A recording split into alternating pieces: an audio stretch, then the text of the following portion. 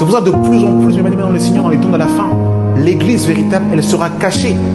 Comme au temps de Jézabel, les véritables prophètes étaient dans les grottes.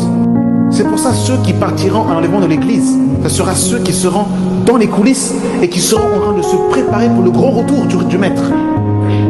C'est pour ça que Jésus veut te sanctifier. Laisse Jésus te laver par les eaux de sa parole.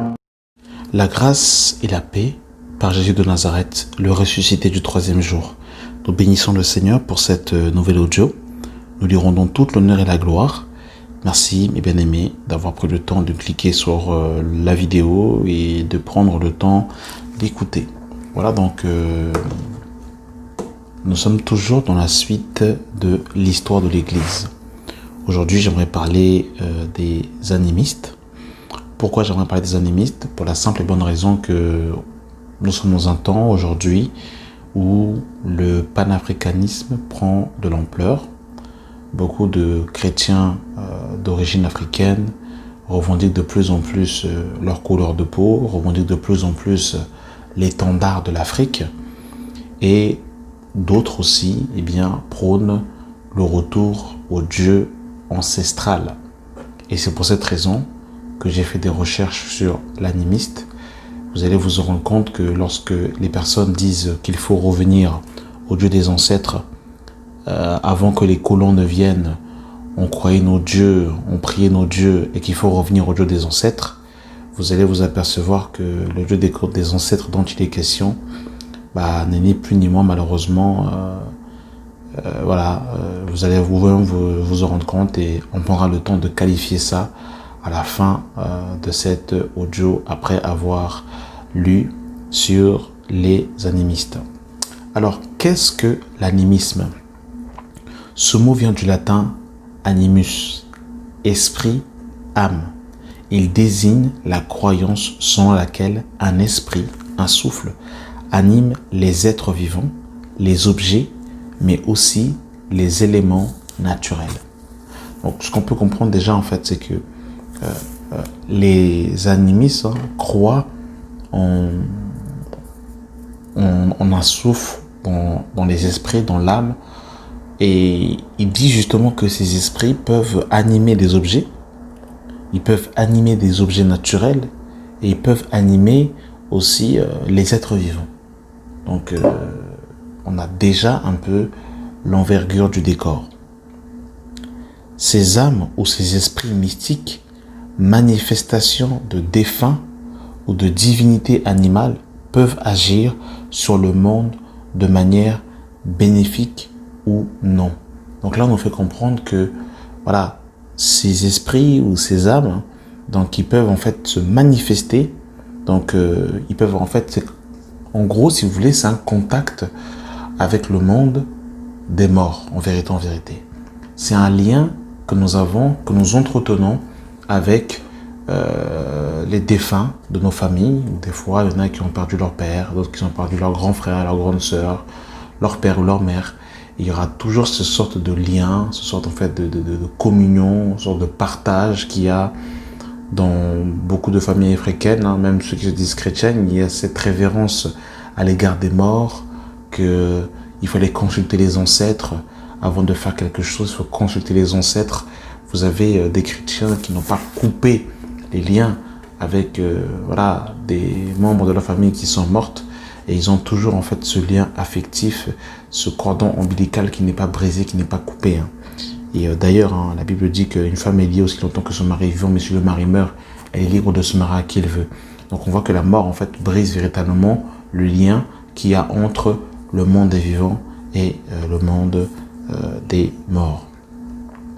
Il convient donc de leur vouer un culte, ainsi défini comme croyant de l'âme à une vie future et corrélative croyant à des divinités directrices et des esprits surdoués.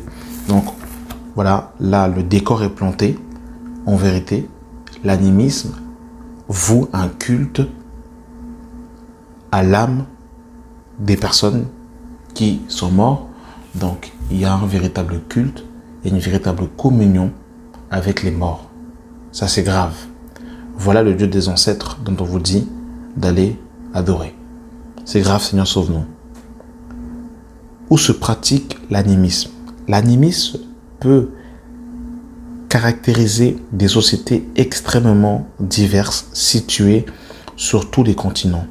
L'animisme se rencontre en Amazonie, dans l'aire arctique et circumpolaire ou dans les forêts de l'Asie du Sud-Est, chez les Pygmées, au Mali et en Nouvelle-Calédonie. L'animisme est-il une religion? L'animisme ne consiste pas en croyance, mais en l'expérience qu'il y a des esprits avec lesquels on peut entrer en communication par des rêves, par la parole. En l'absence de tout dogme, l'animisme serait partant une question de foi que l'expérience vécue. Donc c'est grave. Donc là, clairement, l'animisme, en fait, c'est une communion avec le monde des esprits. En vérité, c'est ça. Et ce qui est terrible, c'est que il y a cette adoration de la nature, parce qu'on peut adorer des plantes, on peut adorer des arbres, on peut, être en communion avec les animaux, avec les défunts du village, les défunts du quartier. C'est grave, Seigneur, sauve-nous. Et voilà comment est-ce que beaucoup de chrétiens se font séduire par ces évangiles qui disent qu'il faut revenir au Dieu des ancêtres. Voilà le Dieu des ancêtres. Ce qu'on ne vous dit pas, c'est qu'il y a une communion claire avec les morts. Et le pire, c'est que si vous faites vos recherches, vous allez vous apercevoir que ceux qui pratiquent ce genre de doctrine, des fois rentrent en transe. Et quand ils rentrent en transe, ils disent qu'il y a l'esprit du village qui est rentré en eux et ils commencent à rentrer en transe et ils commencent à, entre guillemets, parler sous l'inspiration de l'esprit qui est rentré dans le corps. C'est des choses graves, abominables, terribles, que malheureusement beaucoup de chrétiens sont tombés. C'est grave. Voilà quand on se détourne de la simplicité à l'égard de Christ, que le Seigneur nous aide. Les missionnaires chrétiens en Afrique. Pour certains observateurs, l'actuelle poussée des églises évangéliques est responsable d'un certain recul de l'animisme, notamment en Afrique. Les missionnaires évangéliques ont alors entrepris de balayer les pratiques religieuses existantes pour faire place à la foi chrétienne. Donc, il y a beaucoup d'églises qui se disent églises de réveil dans les pays africains et par leur présence, beaucoup d'Africains ont refusé et ont abandonné l'animisme. Et malheureusement, des fois, bien qu'on accepte le Seigneur Jésus-Christ, malheureusement, on a encore cette culture qui est encore attachée au monde des esprits. Et même on a au Cameroun un jour qui est dédié aux sirènes des eaux, où il faut aller justement rendre un culte aux sirènes, au monde marin. C'est grave. Donc voilà ce qui se passe. Ce sont des réalités, malheureusement, qui se passent, que le Seigneur nous vienne en aide. L'animisme et l'évangile sont-ils compatibles? Il existe des différences fondamentales entre la foi chrétienne. Contrairement au Dieu des chrétiens, la divinité créative de l'animisme n'est pas vraiment proche de l'homme. Il fut le créateur du cosmos, mais maintenant il se repose pour laisser les ancêtres et les esprits travailler. Donc ça, c'est compliqué. Donc apparemment, le Dieu de l'animisme, depuis qu'il a créé le monde, il se repose et il laisse les ancêtres travailler. En tout cas, il a pris une grande pause. Et on se demande un peu que Dieu nous sauve, parce que c'est compliqué. Autre différence avec l'évangile, la peur de la punition ou de la vengeance de la part des ancêtres, ainsi que la logique du donnant-donnant, selon laquelle le croyant peut exiger d'être exaucé s'il s'est bien comporté. Vous avez toujours, entre guillemets, cette peur que les ancêtres vont frapper. Et c'est souvent ce qui se passe. C'est pour ça qu'il y a des sacrifices qui sont faits pour calmer la colère des ancêtres Voilà un peu, mes amis, c'est grave. C'est de la sorcellerie, c'est de la magie. Voilà, c'est de l'envoûtement. Ce n'est pas de Dieu. Que dit la Bible sur les pratiques animistes? Alors, concernant la nature, qu'est-ce que la Bible dit concernant la nature? Est-ce que nous pouvons, en tant que chrétiens, vouer un culte aux arbres, aux plantes, voilà, à tout ce qu'à l'agriculture, etc., etc. Que dit la Bible par rapport à ça? Dans le livre de Romains chapitre 1, le verset 23, il est écrit « Ils ont changé la gloire du Dieu incorruptible en image représentant l'homme corruptible, les oiseaux, les quadrupèdes et les reptiles. » Donc là, en fait, on voit au niveau des animaux, l'apôtre Paul nous dit « Ils ont changé la gloire du Dieu incorruptible en l'image représentant l'homme corruptible. » Donc là, on nous fait comprendre que voilà, il y a des hommes qui ont changé l'image du Dieu incorruptible en un Dieu corruptible, avec des animaux, des quadrupèdes, etc., etc. Et c'est exactement ce que l'animisme fait, c'est qu'il y a une vénération de certains animaux, et c'est grave que le Seigneur nous vienne en aide.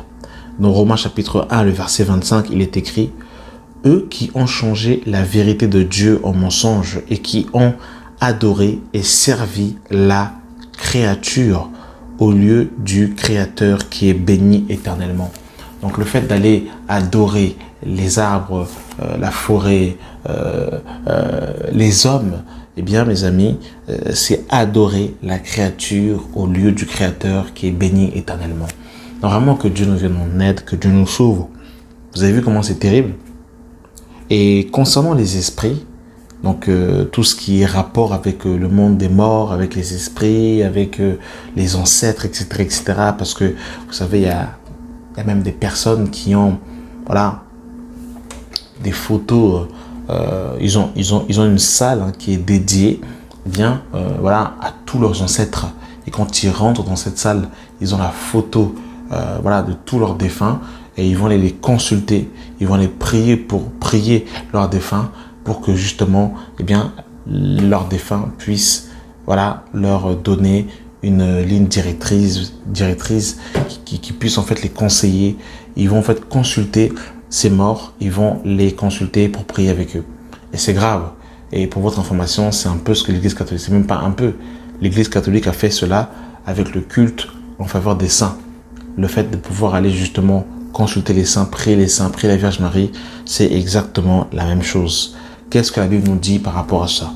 Dans le livre de Lévitique chapitre 20, le verset 6, il est écrit « Si quelqu'un s'adresse aux morts et aux esprits pour se prostituer avec eux, je tournerai ma face contre cet homme, je le retrancherai du milieu de son peuple. » Lévitique 19, le verset 31.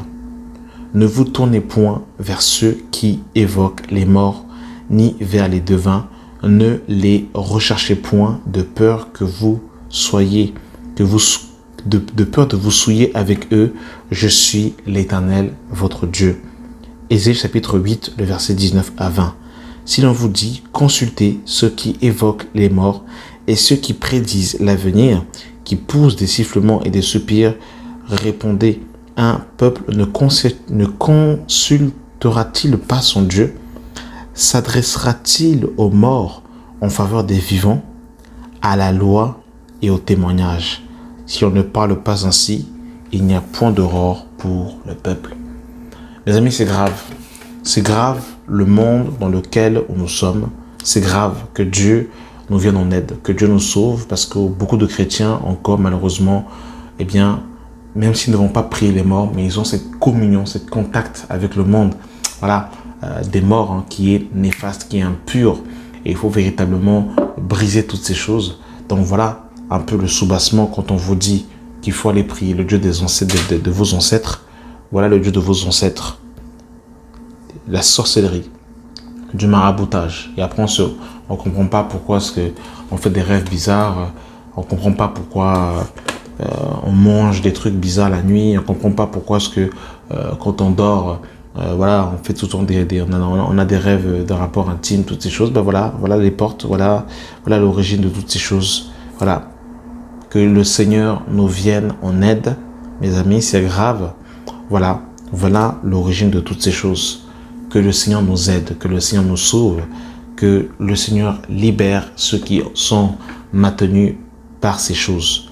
Merci d'avoir pris le temps d'écouter cette audio et que la grâce et la paix soient avec vous au nom de Jésus. Amen.